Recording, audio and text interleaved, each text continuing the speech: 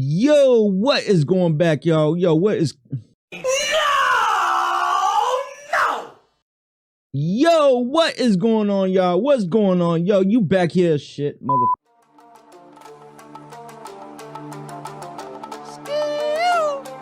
Yo, Dragon!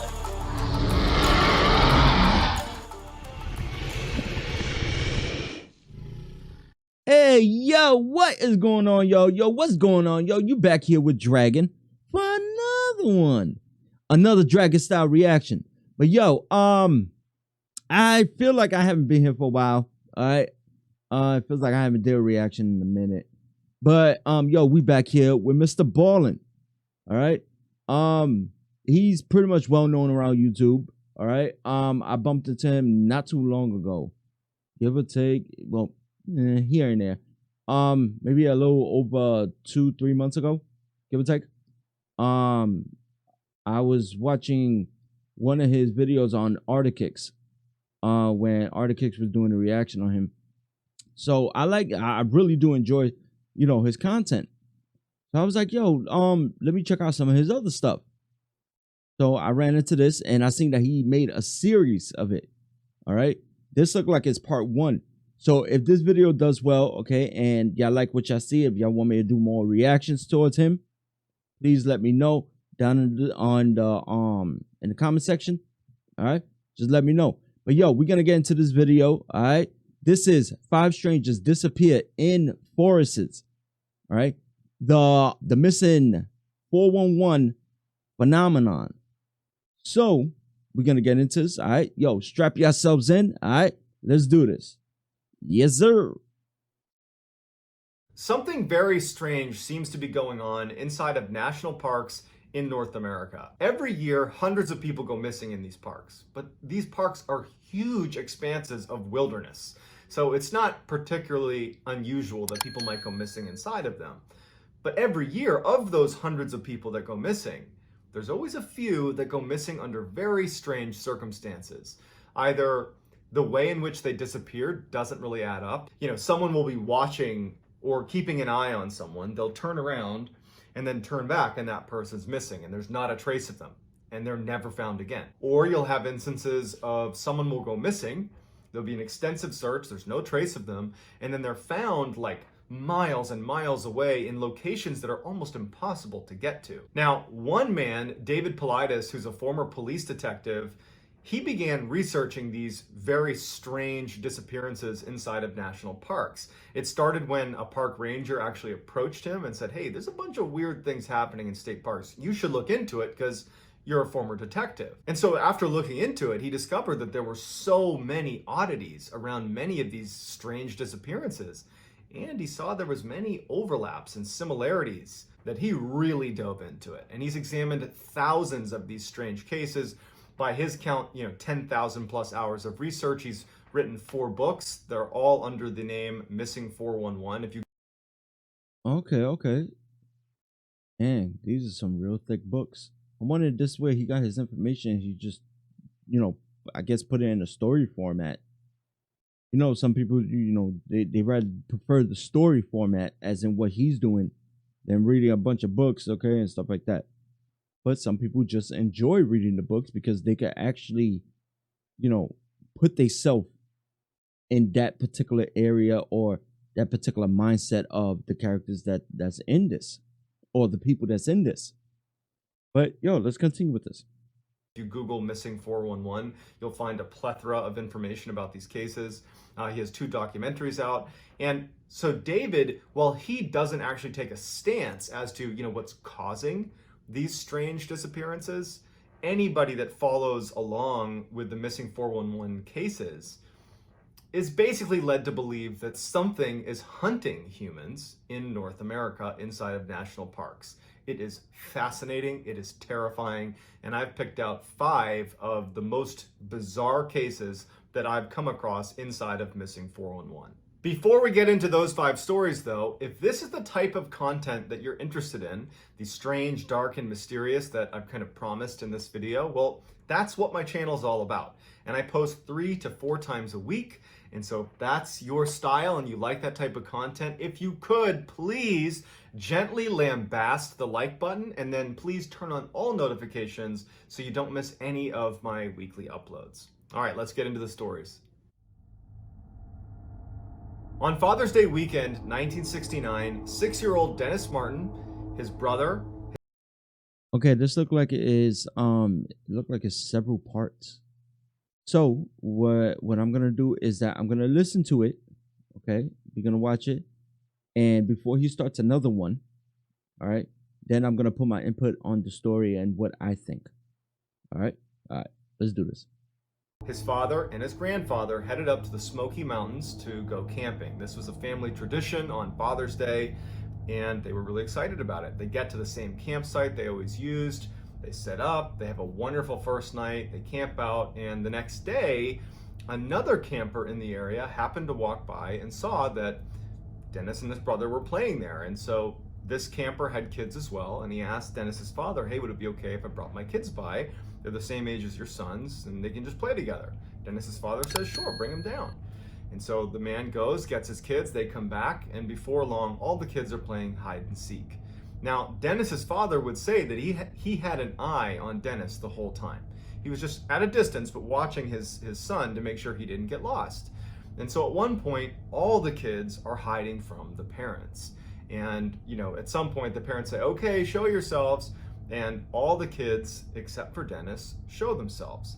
And Dennis's father has watched Dennis go behind a particular tree. He watched him do it. He was watching the whole time. And so when they said, come on out, and he didn't come out, he actually wasn't that concerned because he knew exactly where his son was. And then after a few moments, he yelled to his son directly and starts walking over and says, Dennis, come out, Dennis, I know you're behind the tree. And when he finally got over there, Dennis wasn't there. Dennis's father immediately starts running off into the woods, screaming for his son. And he actually ends up running almost 2 miles up the Appalachian Trail, just hollering for his son, and he can't find him. And then the rest of the family had broken up and was searching the area because they're thinking, like, he couldn't have gone very far. He was literally just here. And Dennis's father had said before, like, I watched him go behind the tree. I watched him. I don't know where he is, but I watched him go behind the tree. And so they're searching everywhere, and Dennis is gone. So a huge search, in fact, the biggest search in park history, ensues with 1,500 searchers that included the Army Green Berets, so the special forces got involved. They are combing a 60 square mile plot. They're looking everywhere, and there is nothing. There is no trace. There's no scent. There is nothing connected to Dennis Martin anywhere. And so they go back to Dennis's father, and they're like, you have to tell us what you saw. Again, this doesn't add up. If you were looking at the tree and he was right there, how is it that he has just vanished into thin air? But no one knew. That was it. No one knows what happened. There's no closure. He's just gone, and they never knew what happened to him. Years later, when David Paulides was doing his research for Missing 411 and was researching the Dennis Martin case, he interviewed other families that had been at the campground at the same time that Dennis had gone missing. And one of those families was the Key family. And they had asked a park ranger where they could go on the campground where they might be able to see some bears. And so the park ranger obviously said, be careful, but you can go over here to this section of the campground and you might see a bear. And so they head over there and they're looking for bears. And one of their children hears a scream, or thinks he hears a scream, and kind of directs the family to look in the direction of the scream. And from their vantage point, they could see up onto the side of this mountain where there was, call it sparse trees all over the mountain, so you could kind of see in between the trees. And they saw what looked like a bear running along the mountainside, but with something slung over its shoulder. Except the interesting thing about this bear was the father was quoted as saying that it didn't really act like a bear. It was acting more like a human the way it was running. It looked, hairy and like an animal, but it was running and dodging between trees. It was holding this, what looked like a child, over its shoulder. It acted almost like a human. And so you have a bear man that has been spotted by the Key family, and they bring this up to the investigators that are looking into the Dennis Martin case. And obviously the Dennis Martin investigators, they don't take this seriously.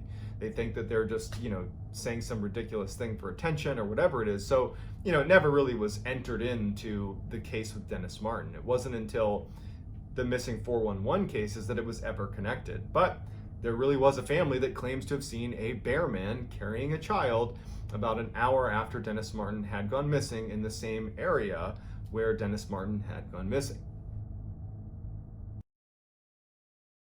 Okay, so all right, so this kid was behind the tree. His father seen him behind the tree. He calls him out. Doesn't come out. Okay. Now I'm wondering how big was this tree, like as in the width? Because if the tree is really wide and is if the forest is condensed, what's gonna happen is that when you're looking at that tree, the tree is wide, but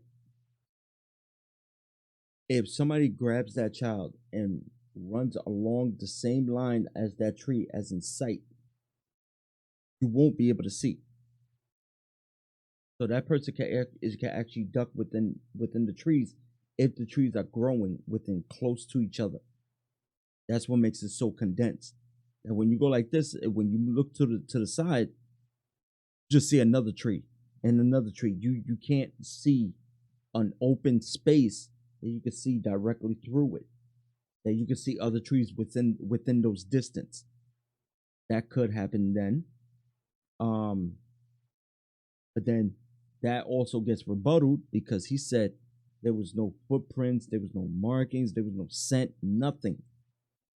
Now it got your brain wondering, how did this kid get taken so quickly within the matter of seconds from his father calling him, or even minutes calling him, for him to come around and out from the tree. I know it was my kid. I would have lost my mind the same way he did. I would have been running into that forest too. That's messed up, man. All right. Next story. In the spring of 1952, 2-year-old Keith Parkins was playing with his siblings outside of his grandfather's ranch in Ritter, Oregon. And when the kids were all called in to have lunch, Keith was nowhere to be found. And so the siblings and the family went out and did a cursory search looking for Keith. And when nothing turns up, they call in authorities and a full-fledged search is launched for Keith. There's no sign, there's nothing. And 4 miles away from the ranch, they find several hours later some footprints that look like they might belong to a 2-year-old. And they start tracking those footprints and they go on for miles and miles, and then they just kind of stop. And it wouldn't be until the next day, 12 miles away from the ranch, that they would ultimately find Keith. Surprisingly, Keith, who had disappeared with not enough clothing to be out in sub-zero temperatures with snow on the ground and being 2 years old, he wasn't prepared for a night out. He was found alive, face down, 12 miles away. His jacket and his hat had been stacked neatly next to him, and he had scratch marks all over his face, but he was unhurt.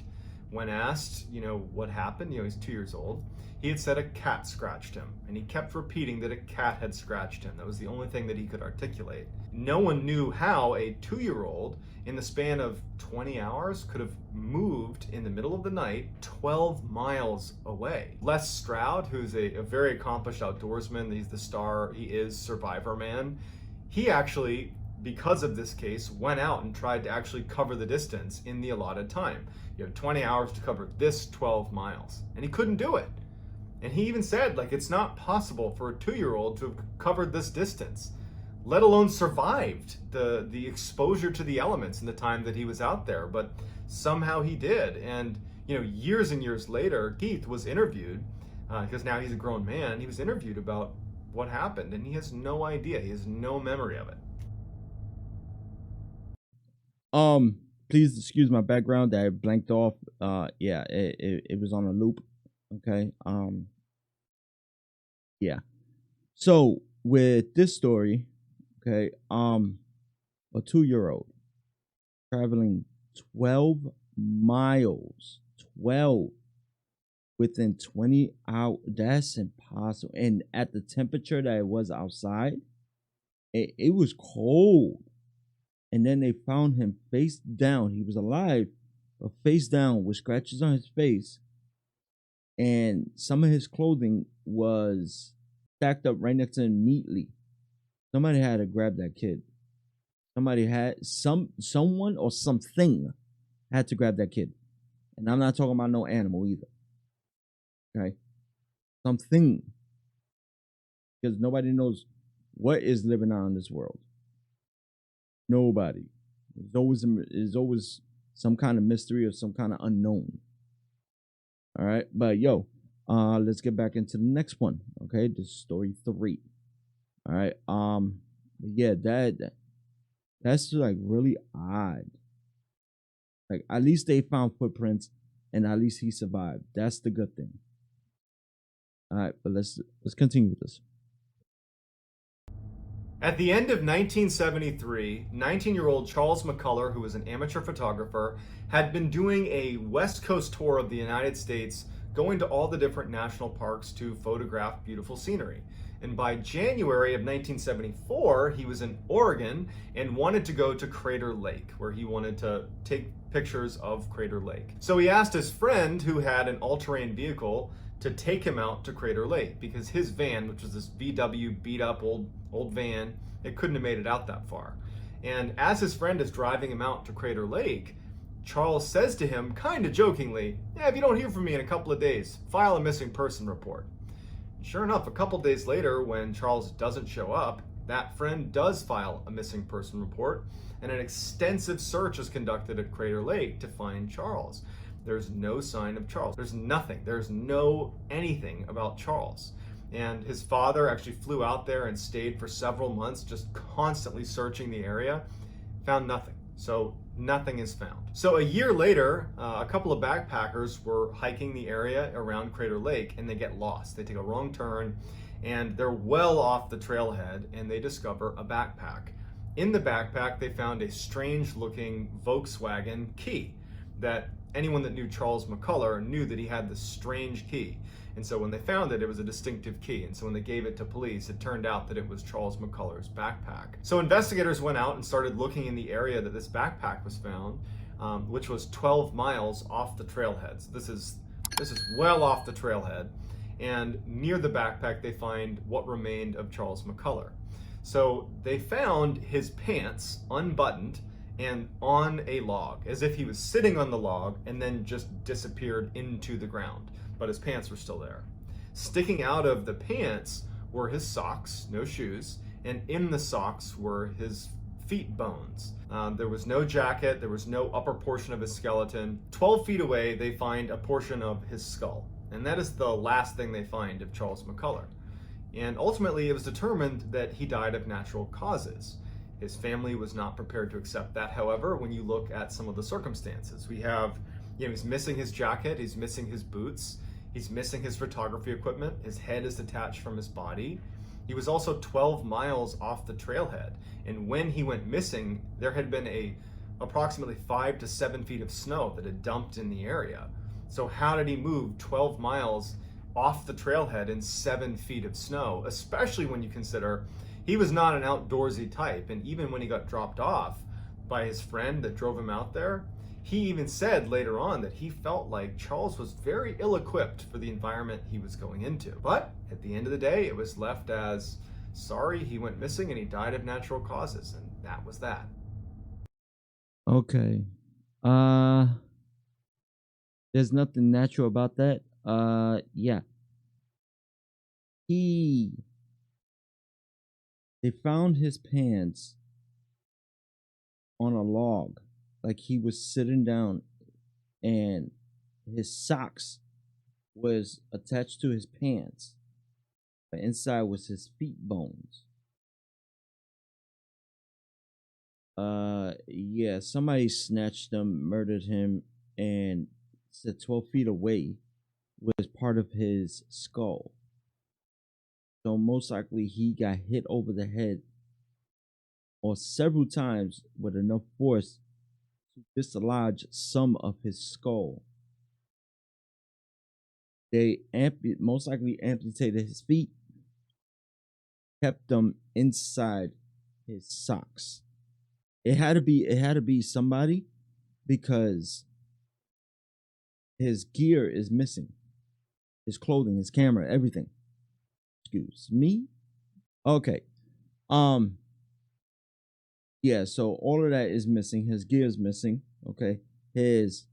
From his ankle up is missing, minus some of the skull that's 12 feet away. Yeah, and he was at 12 miles, I think, away from that path that he was taking. He was 12 miles off that path. Yeah, somebody snatched him. Somebody snatched him and murdered him. That's messed up, man. You gotta be careful out here, man. Serious. All right. If I'm not mistaken, this probably might be the last story. But let's see. Bart Schleyer was a famous outdoorsman and hunter. He was just one of those people that you could drop into any environment and he's not only going to survive, he's going to thrive. A testament to that would be he spent months in Siberia tracking and catching Siberian tigers. He was like a world-renowned tiger tracker. He's just like this super rugged, super competent outdoorsman. In September of 2004, Bart books a float plane to take him 175 miles north into the Yukon Territory in Canada for him to go hunt moose on his own for 3 weeks. He had all the right equipment, he was obviously extremely capable, and no one thought twice about it. When he got dropped off, he told the pilot, "Meet me back here in 3 weeks." And so off he went. The plane leaves and comes back 3 weeks later, and there's no Bart. Now, the pilot knew Bart was like a god in the wilderness, and so he wasn't really concerned, but he went over to where he had been told his campsite would be, and he found the campsite, and it looked like someone was still living there. It didn't look like it had been destroyed at all. And then near his campsite, he found a dry bag, which looked like it had an indent on it where someone might have been sitting on it up against a tree.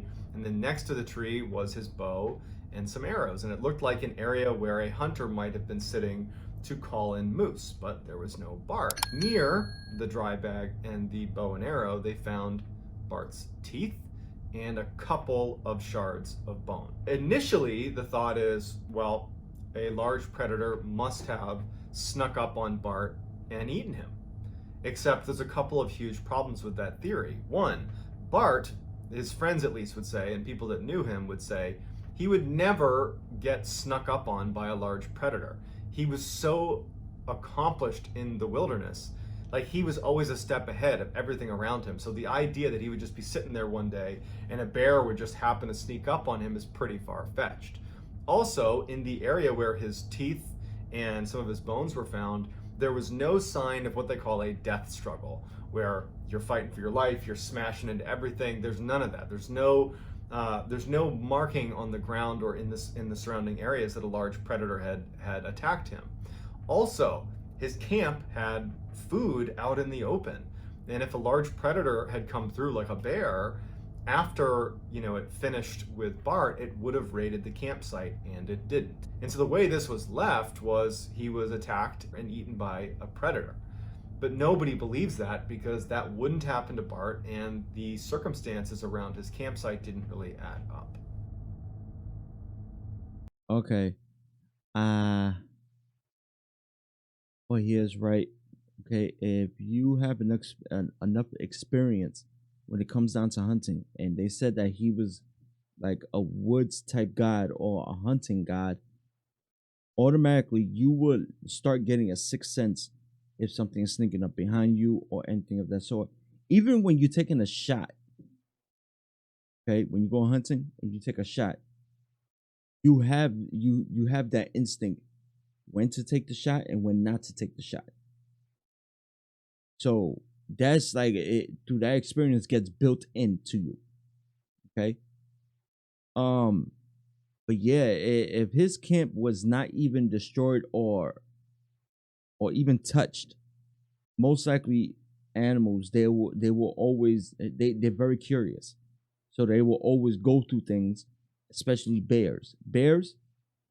That's automatic. That's like what they raid, is always campsites, okay, and they will look for food.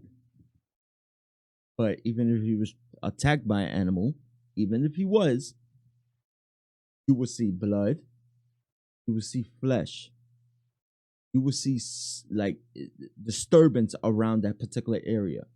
Not him just up and disappear, and next thing you know, you see a couple of teeth here and there. So there's something going on there. Okay, that's crazy. But all right, let's go to the next one. In 2002, Christopher Thompkins was working as a surveyor, and he was assigned to this 4-man survey crew that was working in Harris County, Georgia. And they were walking along this road spaced about 50 feet apart, all 4 of them. And Chris was the last one in line. And the third one in line would later tell investigators and police that as they were walking along the road, he would periodically turn around to just, for a quick second, make sure Chris was still there. And as they're walking along with no sound or any indication that anything's happened, he turned around, saw Chris, kept walking. A few minutes later, turned around, and Chris is gone. The third guy hails the other 2, and they go, and they're like, where did Chris go? They're looking down the road, like maybe he stopped, maybe he stepped off the trail, but they can't see him. And they go back they start walking down the road towards where he would have been, and they find on the ground a pile of loose change and some of his tools that would have been in his pockets. And then they see one of his boots stuck in the barbed wire, because there's a little barbed wire fence that was running the length of this road. One of his boots was stuck in the barbed wire, and there was nothing else. They searched the area, they're looking everywhere, there's no sign of him. And it didn't make any sense to the people in this survey crew, especially the guy who was third in line, who was like, I literally saw him a minute ago. And there's no way he could have gotten away without me hearing or seeing some indication of where he was. But there was no sign of him, and he was gone. So after this huge investigation, they don't find any sign of him. And that's it. They're just like, yeah, he's gone. They did find, 9 months later, they found his other boot near a swamp 900 yards away, but it didn't provide any more clarity into what happened to him. However, if you look at the pile of loose change and things that were in his pockets that were on the road, it indicates that at some point he may have been turned upside down. And if you think about the entirety of all of these strange stories, where the idea being someone could be hunting humans, just picture in your head Chris Thompkins walking along and something flipping him upside down, dumping the contents out, and then being gone in a matter of a minute where no one can see where they went. These 5 stories are just a fraction of the literal thousands of others that are covered in the Missing 411 series. And while many people believe that all of the cases in Missing 411 and any others that ultimately are considered strange inside of these national parks have a rational explanation, even if we don't know what it is. Whereas another group believes that this Missing 411 phenomenon is an indication that something is hunting humans in the national parks across North America. Some say Bigfoot, some say aliens, some say something else. But paranormal is certainly the other camp in terms of trying to explain away what these strange disappearances are from or what's causing them. Whether or not we ever find a definitive conclusion remains to be seen, but I would love to hear what you think is going on inside of these strange cases of Missing 411, whether it's a rational explanation or maybe something paranormal or some other option. But I'd love to hear what you have to say in the comments. And that's going to do it, guys. If you enjoyed this, please, if you could, gently lambast the like button and turn on all post notifications. All right. So with the last story, okay. Something had to, if he was snatched within the matter of minutes, simultaneously getting put upside down, that the stuff that is in his pocket, the stuff that was in his pocket came out, his boot was was hooked onto the barbed wire fence. That means that this thing had to come down or come out, snatch him by his foot. Okay, snatch him by his foot, turn him simultaneously while moving. When he grabs him, he flips. Okay, this is his head. If they're grabbing him from here, he's gonna rotate. Okay, when he rotates, that's when the change come out. If at the same time that he grabbed, leaped, and change falls out, boot slips off, gets hooked on, and he's gone. You know how big and how quiet this thing has to be? And anything that's alive and that big and that quiet, it does not exist. Anything that has a whole lot of weight makes noise, period. Because all that force is coming down. Just like he said, on the other side of the fence, no pun intended, spiritual. Spirits. That's the only conclusion. That's the only conclusion. Okay? The paranormal. That's something I don't mess around with. Do I believe it? Yes. That there are vengeful spirits? Yes. Yeah, because when a spirit is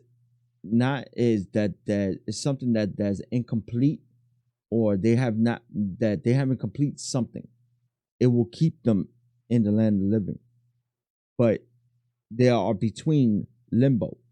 They are in limbo. Limbo is between spiritual and here, okay, which is reality, okay. But when they are stuck between that, then yes, they can be lingering among the living, spiritual and living. Limbo is between. They can, and those most likely are vengeful spirits which cannot move on. Whew, that joint gave me the EBGBs. But yeah, man, listen. They could keep the whole woods thing. That's okay. I'll pass. Keep it. Leave it away from me. But yo, I want to say thank you once again for chilling me dragon. All right. If y'all did like this and y'all did enjoy it, then please, at the bottom, let me know. All right. Hit that like, hit the subscribe, hit that bell for more notifications when I'm dropping more joints. I am going to be dropping them frequently, like I said before. Okay. And also hit that subscribe. All right. Hit that like. Please hit that like, because, it helps me out with the algorithm. Because now I see that more likes, my content will be pushed. And, I'll be able to make more and do more and other stuff like that. But yo, like I said, if y'all like it, please do those certain steps. It's all free. All free. But yo, check him out. He is really good. Okay. Subscribe to him. I'm telling you, he earned it. But that's pretty much it. All right. But yo, y'all stay up. All right. Stay blessed up. Do what y'all do. Stay safe out here. All right. I'm out. Skill. Take it easy. Dragon out. One.